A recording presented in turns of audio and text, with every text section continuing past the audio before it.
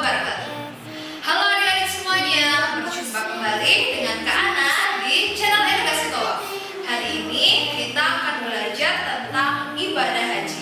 Nah, apa ya yang dimaksud dengan ibadah haji? Bagaimana ya cara kita melakukannya? Untuk itu, perhatikan video ini sampai selesai ya.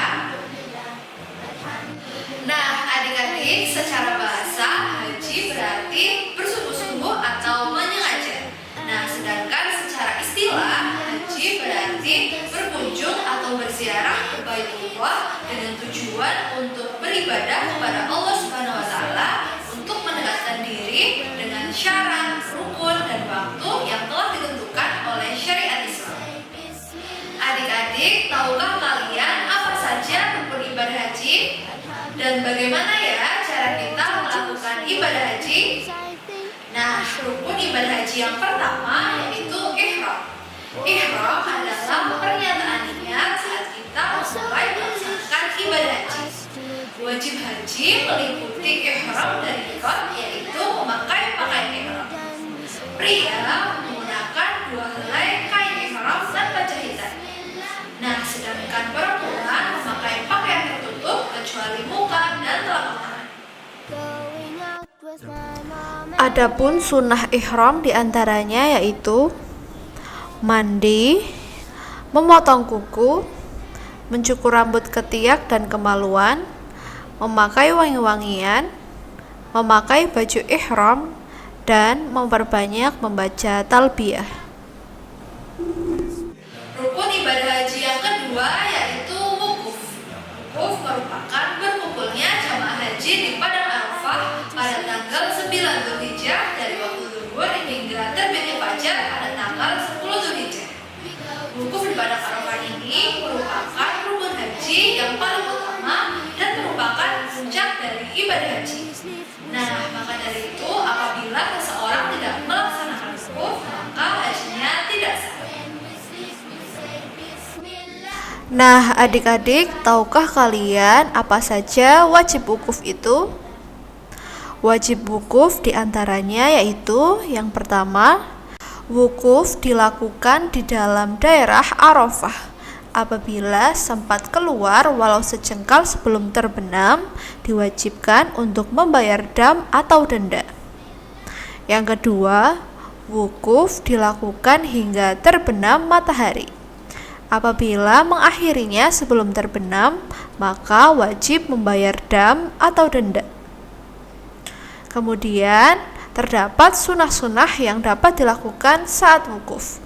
Di antaranya yaitu yang pertama, melakukan sholat duhur dan asar di jamak dan qashar. Yang kedua, mendengarkan secara khidmat khutbah Arafah. Yang ketiga, memperbanyak zikir, doa, atau membaca Al-Quran. Rukun ibadah haji yang ketiga yaitu tawaf. Tawaf adalah mengelilingi Ka'bah sebanyak 7 kali putaran dengan cara berjalan memutar berlawanan dengan arah jarum jam dimulai dan diakhiri di Hajar Aswad. Nah, tawaf dalam ibadah haji ini disebut dengan tawaf ifadah. Nah, adik-adik, terdapat sunah-sunah tawaf. Di antaranya yaitu yang pertama, istilam. Istilam yaitu mengusap dan mencium Hajar Aswad ketika memulai tawaf dan pada setiap putaran. Cara istilam adalah meletakkan tangan pada Hajar Aswad dan menempelkan mulut pada tangan lalu menciumnya. Sunnah yang kedua yaitu pada 3 putaran pertama, bagi laki-laki melakukan harwalah atau berlari-lari kecil. Sunnah yang ketiga yaitu istilam atau mengusap. Rukun Yamani atau sudut Ka'bah yang menghadap ke arah Yaman. Rukun Yamani tidak sunnah dicium. Adapun selain Hajar Aswad dan rukun Yamani, maka tidak disunahkan untuk diusap.